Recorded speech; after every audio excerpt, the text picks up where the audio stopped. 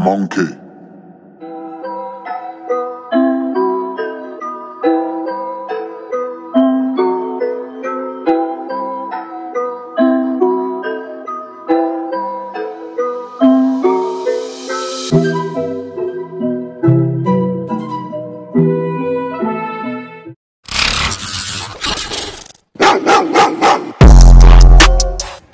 Boom! Brickstore nga pala nakabiti, hombre. Kid Chavez nga pala sa Instagram, Vintage Heist. Elite Vintage sa Instagram, KM Vintage sa Facebook. Let's go! So yun, nandito kami biglaan to, kumbaga sana on the spot. So galing kaming live kanina, yun, may mga fans kami dito. So biglaan to, nag-live kami kanina. I mean actually si Kit, nag-live siya kay OJ kanina. And then, yun, kumbaga sana okay naman yung naging auction, kumbaga sana naging smooth naman yung mga transaction. And then, naisipan namin mag-video ng saglitan lang. Let's say, sabihin na natin parang podcast ba? Oh, parang tambay siguro tambay version ng podcast. Sisimulan namin yung parang istorya namin kung paano kami nagsimula. So, sino bang gusto mo na? Una sa lahat, shoutout sa Lakot Lifestyle, pare. So ito yun, yan. Actually, sa Lakot Lifestyle to, kumbaga sa nagka-buklod-buklod kaming tatlo, actually kulang pa kami dahil sa Lakot Lifestyle. So parang tinataguran natin tong podcast na to sa Lakot Lifestyle podcast to, Shoutout nga pala sa Lakot Lifestyle. And then, yun, so, ano bang, kumbaga sa let's say, ano bang vintage para sa atin? So yung question para sa ating lahat. So, ako na muna Sige, simulan mo na. Ako, no? So yung ayun! Mag-buwinukin ko yun. Ang vintage hindi para sa lahat. So actually ito yun, yung vintage hindi para sa lahat. Kung hindi mo na-appreciate yung salitang vintage para sa akin. Diba? Kasi once na sinabing vintage, napakaluma na yan. Diba? Yung sinasabi nila 10 years and then 20 years ago. And then the same time, nag-exist pa rin yung item. Kung bagsan kung ano mang gusto nyong vintage na style, damit, sombrero, gamit, kung kahit ano pa yan. Pero kung bagsan, yun yung para sa akin kung tinatawag na vintage, yung tipong sinasabi nila like 10 years after na na-produce. Tama ba yun? Isang dekada, no? I mean, tama ba? Yeah, pwede din. I mean, kasi lalo na sa panahon natin ngayon, mga tol, parang hindi mo kasi pwedeng tawagin na vintage na parang like para sa akin ang vintage kasi is yung mga discontinued na item. Okay. Yung mga parang may mga gamit before na mga company na tinigil nila yung pag-produce nun. Okay. So pwede mo ring sabihin na doon tumataas yung value Kasi 'di ba parang yung pag-company nag-close down, wala nang ginagawa. Kumbaga ba limited na lang yung sources. Limited. 'Di ba? Kumbaga ba limited na lang yung sources. Plus yung vintage doon pare, matagal na. Yeah. 'Di ba? Yung vintage parang bring back memory, 'di ba? Yeah. Parang mga tatay mo dati nagsusot ng mga sombrero, parang rap hat, 'di ba? Sila Tupac doon mo makikita. Which is nakakatuwa, na-appreciate pa natin. Kahit sabihin mo ng yung era nila doon nilabas. Parang kasi parang era ng vintage bumabalik ngayon Totoo. Yung mga lifestyle nila, tingnan mo yung mga suot ng ibang tao, vintage. Especially celebrity, 'di ba? Yeah, mostly mga celebrity nag-vintage na rin. Nag-vintage ang galing, no? Yeah. Diba? Magaling. Mga baggy clothes. Diba? Tapos yung elephant na... Tsaka nakikita mo sa runway, pare. Nakikita mo sa runway na minomodel ng ibang tao. Galing. Diba? So kaya pala, kumbaga sa hindi lang tayo talaga sa mundo ng vintage na nakaka-appreciate kahit yung wala sa vintage. Oo. Kasi pare, pag sinabi mong vintage, hindi lang naman ang hat Yeah. I mean yung sa larangan natin, vintage hats. Pero pag sinabi mong vintage, pare, all around dyan, pare. Totoo. Diba? Kasi shirts, toys, vintage cars, lahat Kahit ng mga coins Tapos sa vintage talaga, doon yung pera, pare. Totoo. Malaking pera sa kumbaga vintage. sa nakakatuwa, no? Hindi lang sa sombrero. Exactly. Yeah. Nakakatuwang isipin kasi yung iba, sabi nila na sombrero lang yan, damit lang yan, sira-sira pa. Pero pag nakita mo yung presyo, di ba? Iba yung presyo talaga. Yung ibang tao, nakita na, hat, hindi nila alam pala, yung hat na 1,000 na. Diba? So nakakatawa kasi yung ganitong usapan, masarap ibalik. Dahil kasi laging may mga newbie na hindi nakakaalam. Kasi pare kung tutuusin, lahat naman tayo, dati, hindi naman alam ng vintage. For sure. Diba? May nag-impluensya sa atin about sa vintage. Tapos, hindi naman natin nakalain na ganun pala na may engganyo pala tayo, napapasaya tayo ng vintage hats. Ang sarap sa pakiramdam na sabihin na, may mga sa ganitong larangan pare, nakapag-build tayo ng friendship, nakapag-build tayo ng brotherhood. Diba? May brotherhood. Siyempre, hindi may iwasan yung mga kaaway natin na sa vintage, pero normal yun para sa naguran na buhay pare. Yung mga kaibigan ka, may kalabang ka. May tampuhan, sa vintage, may kaibigan ka, may kalabang ka. Tapos, di ba? Yung kumbaga sana pumapasok pa rin talaga sa realidad. Oo, pare.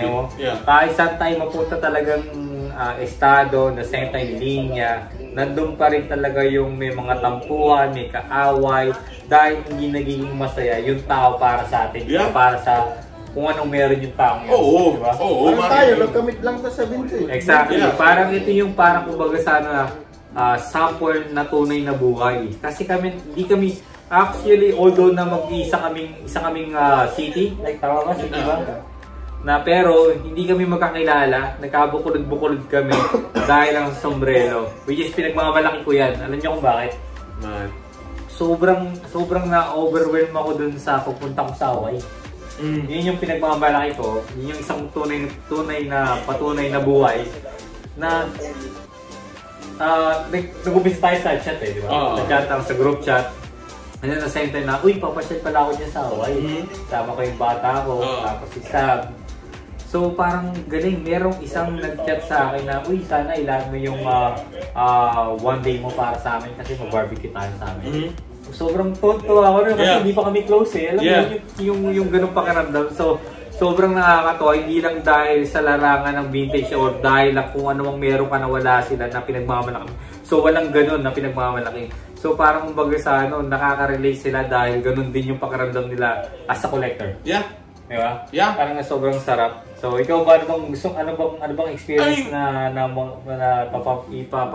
mamahagi mo sa amin? Since nga sabi mo kanina, itong parang tambay podcast na to about sa Salakot Lifestyle nga na paano tayo nagsimula, paano nagkakilala yung mga ibang tao. Actually, like ako, I never met a group na through video call lang. Through video call pare. Nagkaroon ng bond, nagkaroon ng friendship. Talagang friendship talaga, tol. I mean, over lang sa video call,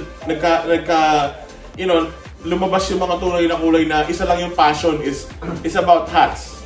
Diba? About sa hats. Pero, ang motto namin sa Salakot Lifestyle is not just hats. It's not just hats. Like I said, nagkaroon kami ng bonding, friendship, outside ng hats, nagkakainuman na ganito, tambay, may mga lakad. Tapos, para sa akin, it's a good feeling kasi pare, sa realidad, di ba, may mga hobby-hobby na yung iba, ang dami sinasabi, hats lang yan, ganyan-ganyan. Bakit kayo gumagastos ng ganyan? Ba't mo pinagtatuunan ng oras? I mean, hindi na sila masisi kasi hindi nila alam hindi nila alam eh. So ngayon, na-explain ko sa kanila. Tapos, after nun, ang sarap sa pakiramdam kasi babalik sila sa akin na, ganun pala yung community ng vintage hats. Ganun pala yung larangan ng vintage. Sa totoo lang, di ba? Hindi natin alam. Actually, hindi naman natin talaga pinagmamayabang na ang sombrero natin talaga parang umaabot sa market na mas mataas. Kahit celebrity, pinag-uusapan. Diba? Matik yun. Nakakatuwa. Hats, tsaka tapos damit, sapatos. So, galing ng pangyayari. Sabi nga ni Boogie, parang yung Salakot, naging brotherhood. Nung birthday niya, nagkita-kita lahat ng Salakot, pero hindi kompleto. Nagkita parang kilala na namin isa't isa So, nagsimula lang tayo sa video call lang. Video call lang, tapos nagkita first time. Pero parang normal na parang normal lang, Yeah. no? Like, Yeah. we know each other, bro. Like, Parang matagal na magkakakilala. No, yung first time ko na-meet ko kayo dun sa San Jose. Sa flea market. Sa flea market! Yeah. Kaya nagbenta ako. Oh, yeah. Nagbenta ako, diba? Tapos silid pa nun, sinuportahan namin kasi sabi niya, magtitinda daw siya sa flea market, yun yung binibenta ni P4. So, kumbaga sana nagdagsahan yung mga salakot lifestyle doon para sa maporta kay Elite Vintage. So, yun, okay naman. Kumbaga sana walang ilangan.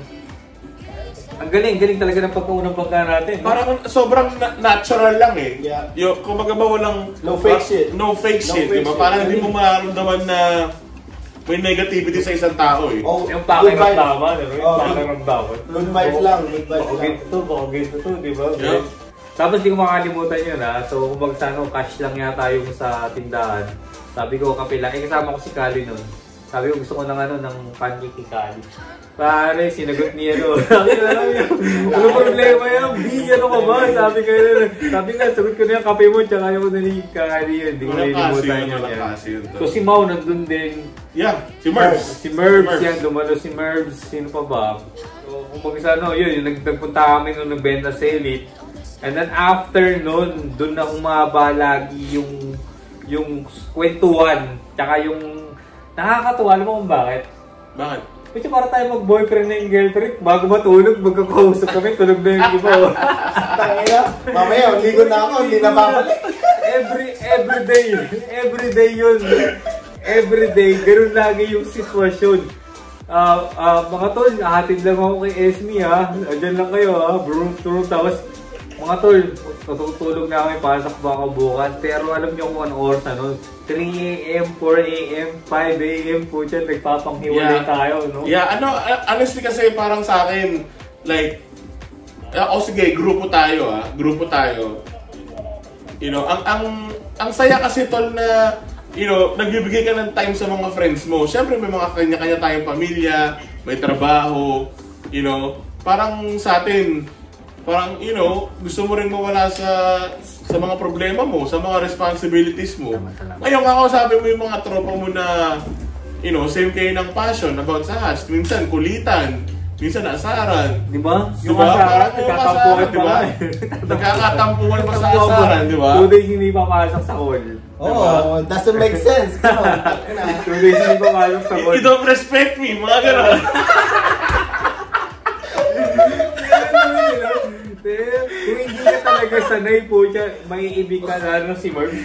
Pag tumira si Mervs talaga, no, paplasta ka talaga eh, no? Yeah. So, ang galing si Mervs, although na si Mervs, no? Sa show game siya galing. Yeah, nanggaling si Mervs sa shoes. Tangina, sa October, abangan nyo, may ano ulit kami. May Small gathering. Get together ulit. Oh, Get hindi naman together. small yung big gathering ang abot. Siguro I would say like 80% ng salakot. Sa lakot, magkasama-sama. So, yun nga, yung kung hindi nyo na itatanong. Yeah. Kung hindi nyo na itatanong, ang salakot lifestyle talaga, kung baga sana, yun ang literal na worldwide, no? Oo. Worldwide talaga. Tapos lahat pwedeng pumasok. Lahat kung sinong may gustong pumasok. As long as ano ba yung criteria natin na hinahanap natin. Siguro criteria, tol. Wala naman sa collect yan eh. Exactly. Wala sa collect yan. Pakisama. Pakisama talaga. Pakisama. Like I said, kung Number one. kilala nyo ako sa mga vlog ko na na-feature ako, you know, ang motto ko lang talaga is, ang pakikisama mo, tol, ang pakikisama, yun lang ang talagang tanging pungunan mo sa pagiging pagkatao mo, pare. Kahit saan, no? Kahit saan, tol. Kahit saan ka magpunta, Oo. pakisama, number Naku, one. wala kang pakisama. Tangina. Wala. Wala, tol. Ibig sabihin, parang hindi ka nag-exist, no? Yeah. Buhay ka, pero hindi Ilang isa din wala ang kang buhay mo. pakisama, no? Tsaka mawawalan ka ng kaibigan, tol, mga kahalubilo. Kung wala kang pakikisama talaga, tol, wala. Hindi ka, ano. Tsaka ang galing kasi yung sa samahan natin, like si Elite, hindi natin kilala yan. No? Like literally na hindi natin kilala, pero grabe pa lang makisama. Yeah.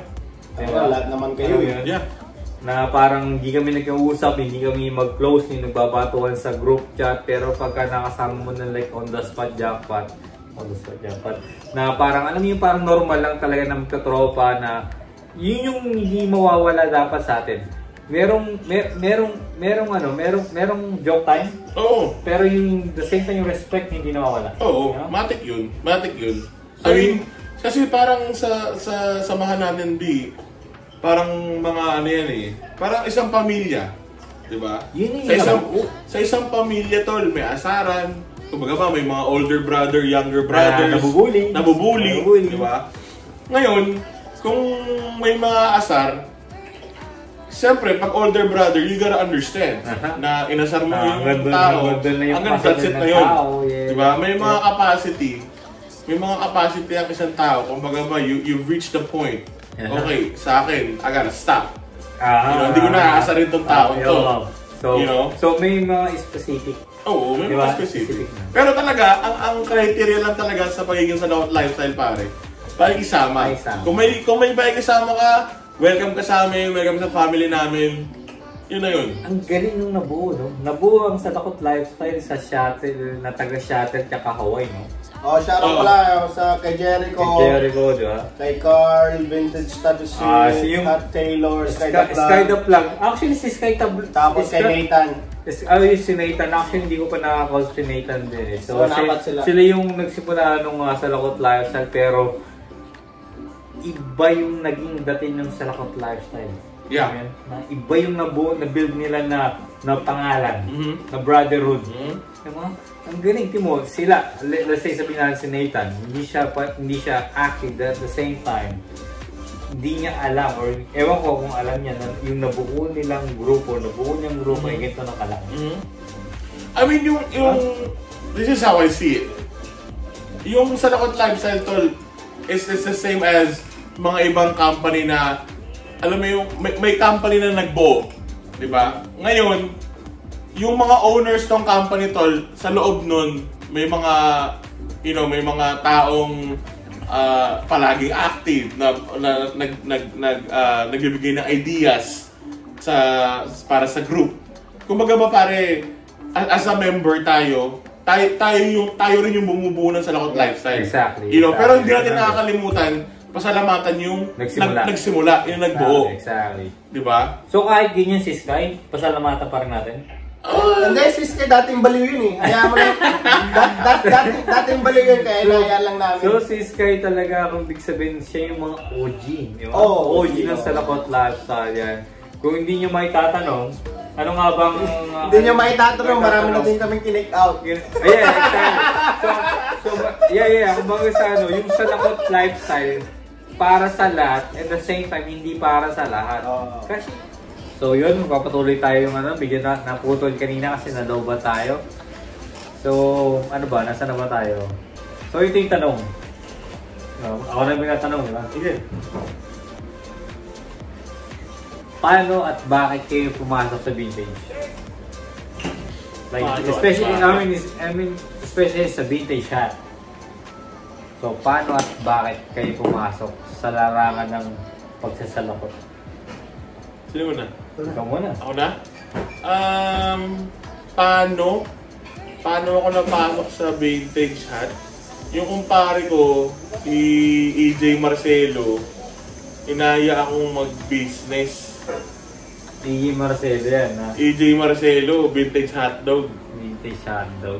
Sa IG? Oo, sa IG. So siya pala ang unang nag-introduce sa'yo ng ano? Oo, wala akong idea nun dati. Tapos, so anong year yun? 2022 pare. Last year lang. Last year lang pala. 1 year pa lang ako nagko-collect, tsaka nagbebenta. So yung 1 year na pagkukolekta mo, sobrang, yun lahat yun? Oo. Kung anong mga hat ko ngayon, yun, 1 year pa lang yun. It's him. Isang taon. It's him. It's him. Grabe pa rin na-collect mo, no? Isang taon lang yun. Isang taon pa lang yun. Yeah. So, yun, yung paano, yun dahil kay EJ Marcelo, inalok ako about sa business. Yung bakit, I think yung bakit pare-parehas tayo ng sagot eh. Gusto natin kumita ng pera. Okay. Ngayon, yung pagkita ng pera, given na yun. Kasi bibili ka, piplip mo, given na yun. Pero yung magko-collect ka ng items na gusto mo, kasama yun sa journey mo na pinasok sa vintage eh. Diba? Yeah, tama. Ako, nagbenta muna ako bago ako nag-collect. Ngayon, sabi ko, pwede namang ipagsabay, bakit hindi? So kung nakita mo yung opportunity na ganito pala yung market, you know? Tapos, after 1 year, ito nga, dito na tayo. Hindi mo inakalain na gano'n pala yung kadami yung sombrero mo. Sakto lang, ikaw naman. Ay, baka naman. Nakabuo tayo ng White Dome na NBA Splash, tsaka... Teka lang hindi nyo maitatanong siya pala yung kauna-una at the same time na may patunay, like proof in English, sasabihin natin, na buhay na saksi na meron siyang complete set of NBA White Dome Splash. Yes, I. So, kung di nyo na itatanong, yung suit niya ngayon is medyo yan yung parang isa sa pinakamahirap na hanapin sa splash na NBA. Gravity. Gravity pa lang inabot din, ano? Yeah, gravity talaga. Gravity rin sa bulsa. Gravity rin sa bulsa. So, kumbaga sa ano, alam na naman ng mga majority ng mga collector, alam naman natin kung magkano yung mga presyo ng mga yan. Lalo na yung suot niya ni Kit na inaabot nung time na yun, at the same time na nagkaroon ng parang ano, kumbaga sa atin nagkaroon ng parang kumunoy, but at the same time, yung ano ba tawag nun? Ano bang sabihin natin? Yung tunay pa rin ang mananaig. Parang ano ba? Nakaahon tayo sa kumunoy, mga kapatid. Yun. Grabe yung nangyaring na yun. Kumbaga sa isang malaking talagang hole. At the same time, biglang, syempre nakita ni God na, oy, ito ang para sa'yo. Inangat bigla. Di ba? Napakasok biglang gano'n eh. Yeah. Pero sa 1 year na, pagpasok ko sa vintage, masaya, eh. Marami nakilala, madaming nahawakang sombrero na ganun yung presyo na hindi natin akalain na ganun pala. Madami nagsasabi sa akin yung worth ng hats ko, pwede pambili ng bahay sa Pilipinas. Baka sobra pa. Electric fan, pero I don't see it that way. Pero well, it's a good investment. Yeah, it's a good investment. Exactly. That's the way it is nga sa atin ng mga collector. Pero yun na nga, kumbaga sa ang galing, di ba? Yeah. Like halimbawa si Elite, kung mapapansin nyo si Elite, di ba? Hindi masyadong naglalabas ng collection, napakatahimik sa FB, sa IG, but babalik tayo dito abangan yung pasukin ko yung collection ni Elite. So darating tayo sa ganung actually syempre si Kit din. So lahat ng Salakot Lifestyle, sana hopefully matrabaho ko as a parang YouTuber, diba? Sa YouTube yung ipalagay na sa YouTube na but abangan nyo yung kay Elite din. Abangan nyo na wala pa rin nagpapakita ng correction mo, di ba? Wala pa. Ayan. So si Kit, yung 49ers, si Splash, meron nagpakita, but abangan nyo rin sa akin yun. Siyempre may mga iba tayong tanong na kung buksan ng kakaiba, na kung paano at kung bakit at ano ba? Paano at bakit? Nakabisira, yan lalabas yun. But, yan. So majority ng Salakot Lifestyle ang so, majority sa lahat ng Salakot Lifestyle at abangan nyo si Elite. I-feature natin yung sa yun na yan. So, grabe. Ano bang, Elite, ano bang masabi mo? Like, paano at bakit? Paano at bakit din? Paano ako nag-umpisa? Yeah. Paano ako sa vintage? Una sa lahat, yung dito ako sa Japan, JPN Vintage. Hat collector. Siya yung unang introduce ng vintage sa akin, vintage hats. Like, anong year yun? Almost 2.5 years ago. Kasi una yung collect ko yung mga Michelines, yung baliktad yung logo, di ba? Nag-umpisa pa lang nun. So yun, message siya sa akin, sabi niya, meron ka bang mga vintage hats, sabi? Sabi ko, vintage hats? Sabi niya, sinala ko ng picture. Sabi niya, ito yung mga hanapin mo, collect mo, maraming pera dito. Siya pa yung nagsabi sa iyo, So nag-search ako from Japan, vintage hats, so mga vintage hats, nag-search ako, mahal nito mga ito So doon ako nag-umpisa mag-hunt sa Facebook. Sa Facebook Facebook Market. Doon ako nakahanap ng mga mga steel talaga. Kaya pag makikita nila dati, marami akong pinopost na steel talaga. Pero steel mo rin nakuha yun, di ba? Steel talaga, lahat ng nakuha ko steel talaga. Kaya pag pinapasa ko, steel din. Steel din talaga. So, galing-galing yan. So ano, kung this year lang talaga ako nag-eBay. Oh, lahat ng mga ads mo ngayon sa eBay.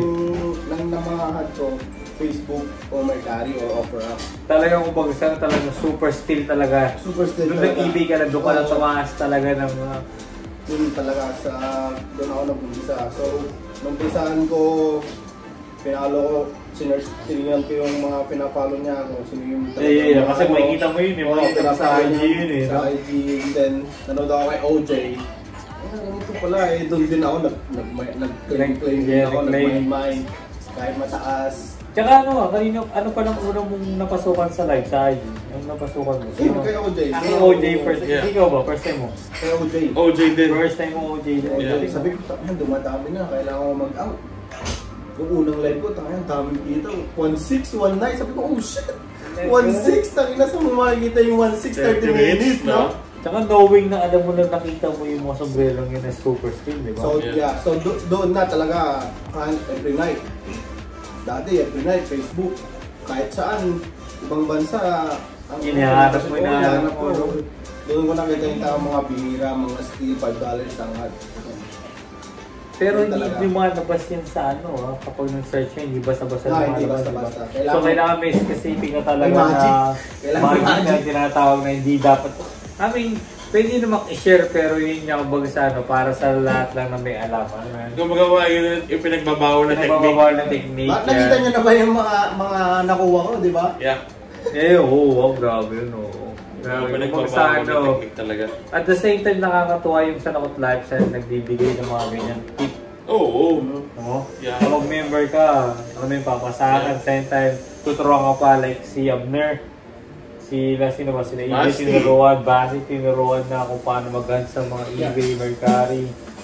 Tapos maganda sa mga vintage, kung kailangan mo ng pera, there's always a buyer. Maraming talagang pwede mo, kung i-out mo, nandiyan talaga may mga buyer. Meron para kung bagasan, parang gold. Yeah. Kaya mo ibenta or isang lot. Yeah. Which is yung nakakatuwa. Pero marami pa rin nag-doubt sa sombrero natin na parang totoo yung mag-sungin niya namang meron. Pero hindi nila alam na ang laki ng tulong na sa atin. Yeah. Diba? Sobrang laki ng tulong. At the same time, hindi lang yung tulong na financial but emotional dahil lagi tayo nakakausap, diba? Tsaka nakakawala ng stress. Yeah. Diba? Nakakawala ng stress. Ikaw naman, B. Ano yun? Paano at... Ano ba yung tanong mo kanina? Paano at bakit? Paano at bakit?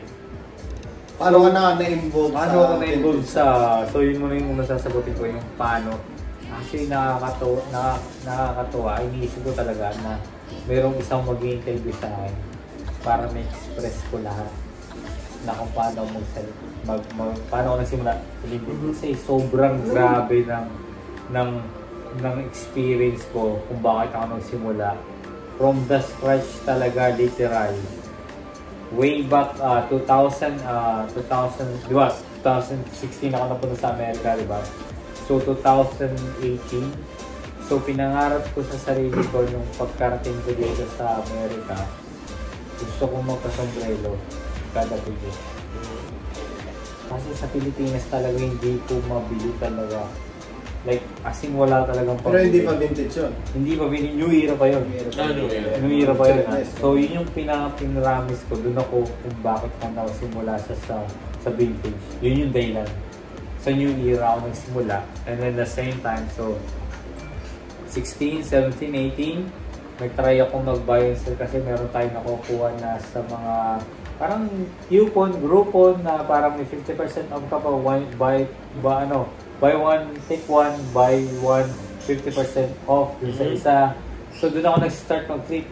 And then 2019, na-introduce ako nung Marcel Poblete. Sabi nga pala, yung first din na nakakompleto ng NFL Shadow.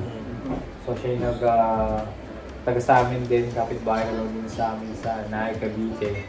Na siya yung pinapadala ko ng mga nabibenta ko ng mga New Era. And then sabi niya, bro, sabi niya sa akin na ito yung uso natin ngayon sa Pilipinas. 90s vintage. Sabi niya ba? Diyan yung mina sa Amerika. So sabi ko, sige, try ko yan. And at the same time, nakuha ko kasi 90s na, parang kaedad mo lang, pero yung sombrero, ang ganda pa. Yeah. So doon ako nang love, especially sa mga Black Dog nga. Kaya nga para tayo na madaming nabansag sa atin na Black Dog God, MLB King God, yung mga kasi nag-collect tayo ako ng puro team talaga, majority sa collections ko. After nung nag-start ako talaga ng Shadow. So yun, after nun, bago kong makuha yung mga MLB collections ko makompleto dahil start din ako sa buy and sell. So dun napamulat din sa akin talaga na parang miskarte sa buhay. Buy and sell talaga? So buy and sell talaga. Flip lang. Yun yung naging puhunan ko para makompleto ko yung MLB ko. Pero hindi ko naman kiniklaim na ako yung kauna-unahan, pero para na lang sa akin na at least na may na-accomplish ako sa sarili ko. Nakompleto mo. Nakompleto ko. Hindi para ipamukha sa lahat na ako yung kauna. Marami nagsabi na ako din naman, pero yun nga, para sa sarili ko, sa akin lang to. Ako yung, alam yun, na unang hindi yung una. Ako yung sarili ko na kompleto ko ng ako lang. Ano yun? Yeah. Hindi dahil para ipamukha sa lahat na ako yung first America sa Philippines, pero bonus na lang kasi sinasabi ng iba na ako yung nakauna. But yun yung bakit tsaka paano ako nagsimula sa vintage game. So ngayon nga pala, nandito na lang muna kasi medyo inaabot na tayo ng dilim at talagang bagsak na medyo pagod na rin tayo, kakainom, madami pa tayong inumin. So yun, Luis pero nga pala naka-video, hombre. Kid Chavez, Vintage Eyes. Elite Vintage sa IG, KM Vintage sa Facebook, mabuhay kayong lahat. Yan, so yun, abangan nyo yung mga susunod na vlog natin. Yan, lalabas natin sa Lokot Live sa lahat. Yun, let's go!